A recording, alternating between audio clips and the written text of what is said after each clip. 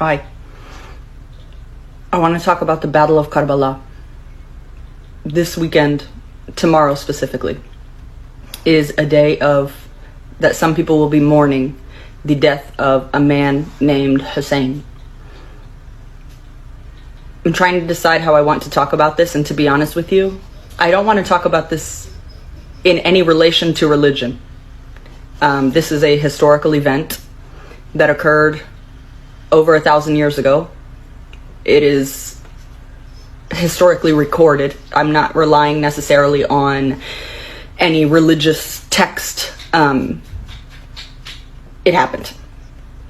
And I think that the main message from this story is the battle of doing the right thing when it is unpopular, I guess. The way it, is tied to religion is that Hussein was the grandson of the Prophet Muhammad. During this battle, the Battle of Karbala, a man who was the caliph was a guy called Yazid. Yazid was a very corrupt leader.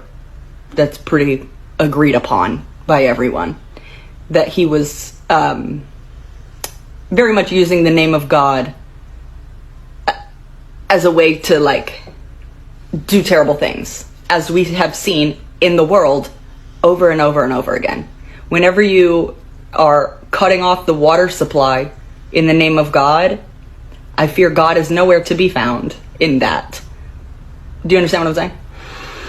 So Hussein was with largely his family, and there were 72 people with him, and eventually they're in a place called Karbala. It's in Iraq, modern day Iraq, and they're traveling through the desert, and they become surrounded by Yazid's army.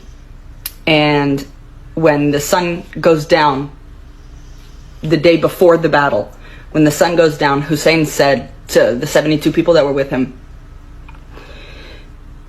"Y'all, they're not here for you, basically.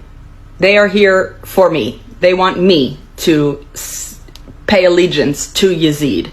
They don't want nothing to do with you all. We are insanely outnumbered. There are thousands of them. There's 72 of us. It's dark. Y'all leave. Escape. They don't want anything to do with you. And this is not about to go well. So if you all leave, that's fine. Do that. Save yourself, basically."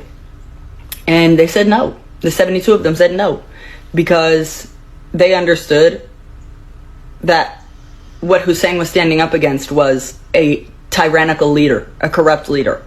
Even though that leader had so many more people on his side, Hussein knew that this is not right. It was a brutal battle. Hussein was martyred in this battle, along with the majority of his family. For me, I don't think you need to be Muslim. I don't think you need to be religious at all to be able to extract the message or the lesson, I guess, that comes with remembering the Battle of Karbala and remembering the life and death of Hussein. If you've seen people on your timeline, on your For You, who are wearing black, and specifically if you've seen men hitting their chest, this is what it is in relation to. I understand that a lot of folks have issue with them hitting their chest. That is, the reason that they do that, what it is symbolic of is Hussein was trampled by horses. It was his death was it was bad. It was really, really, really bad. A desecration. You understand what I'm saying? Just a humiliation. But it's that. It's I guess you could say inflicting like a tiny fraction of the pain that he went through. That's not right. You shouldn't do that. You shouldn't do that. Baby, they're not hitting me, so I'm really not tripping. You know what I mean? They don't beat me. They don't beat my chest. So, like, do your thing.